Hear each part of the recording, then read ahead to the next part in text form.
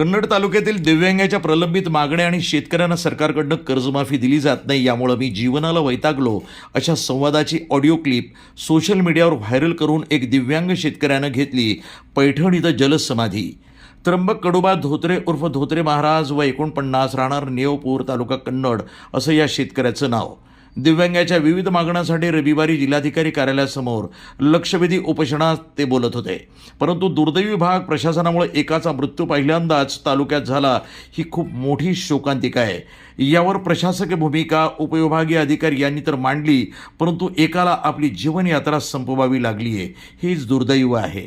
त्या दिवशी आमच्यासोबत जिल्हाधिकारी कार्यालयाच्या समोर खांद्याला खांदा लावून आमचे दिव्यांग बांधव त्र्यंबक धोत्रे हे उपस्थित होते, परंतु त्यांना या दिव्यांगाच्या वेदना असह्य झाल्याने आणि जिल्हाधिकारी कार्यालयाचं जे आदेश होते ते इतरांनी न पाळल्याने त्यांचं दुःख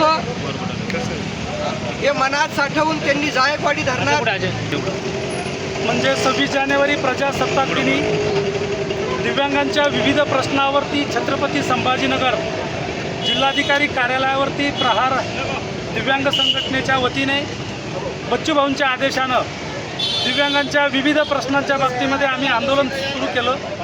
आंदोलन छेडलं होतं।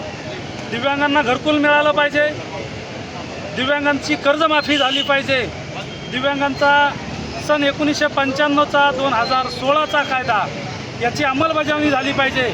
या मुख्य मागण्यासाठी जे प्रहार संघटनेने जिल्हाधिकारी कार्यालयावरती आंदोलन पुकारलं, त्या आंदोलनामध्ये हा आमचा त्र्यंबक धोत्रे नेवपूर किशोर कन्नड येथील हा दिव्यांग बांधव या आंदोलनामध्ये अगदी पहाटे 4 वाजता सहभागी झाला।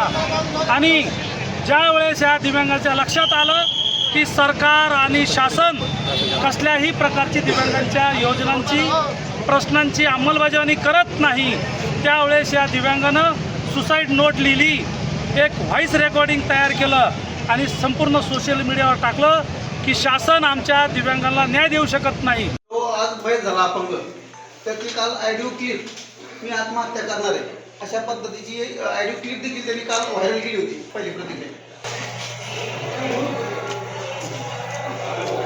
या संदर्भामध्ये ज्यावेळेस अशा पद्धतीची ऑडिओ क्लिप मला प्राप्त झाली होती, त्या अनुषंगानं SDPO साहेबांनी, SP साहेबांनी, ॲडिशनल SP साहेबांनी पूर्ण जिल्ह्याची यंत्रणा सजग केली होती, अलर्ट केली होती। किशोरचे API यांच्यामार्फत देखील त्यामध्ये त्यांना आपले जे दिव्यांग बांधव आहेत त्यांना शोधण्यासाठी त्यांचे कालपासूनचे प्रयत्न चालू होते,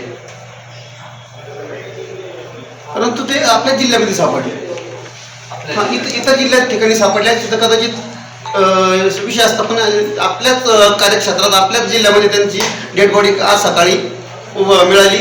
हे आपल्या पोलीस यंत्रणेचा प्रश्न आहे का? त्यांनी निश्चित असं कुठं ठिकाण सांगितलं नव्हतं, तरी पण आम्ही त्यांच्या मोबाईल लोकेशन पासून सर्व यंत्रणा कामाला लावली होती। जिथं जिथं मिळाली होती आमची किशोरची टीम तात्काळ पाठवली होती व तिथल्या स्थानिक पोलीस जे नियरेस्ट आहेत त्यांना पण कळवून, पण दुर्दैवाने ते मिळाले। सर, शासनाच्या ज्या स्कीम आहेत त्यांना नामंजूर केल्यामुळं त्यांना आत्महत्या केली असं त्यांचं म्हणणं आहे, आपण काय सांगणार? शासनाच्या स्कीमा का मंजूर होती दिव्यांगांचं? त्यांच्या वैयक्तिक जे आपले दिव्यांग बांधव आहेत त्र्यंबक कडुबा धोत्रे यांच्या घरकुल आणि शौचालय या प्रमुख त्यांच्या निवेदनाच्या अनुषंगानं 2 मागण्या होत्या। त्या संदर्भात पंचायत समितीचे विस्तार अधिकारी या ठिकाणी हजर आहेत। त्यांचा शौचालयाच्या निधीचा मागणी ही आपल्या पोर्टलवरती त्यांनी अपलोड केलेली आहे। तो निधी प्राप्त झाला अद्यापर्यंत प्राप्त झाला नव्हता, परंतु या संदर्भात आता आम्ही आज पंचायत समितीची चर्चा केलेली आहे। ते जिल्हा परिषदच्या CO साहेबांकडे उद्या जातील पंचायत समितीचा विभाग आणि त्या ठिकाणावरून लवकरात लवकर त्यांचा निधी शौचालयाचा आपल्याला देण्याच्या संदर्भातची कार्यवाही ते करणार आहे।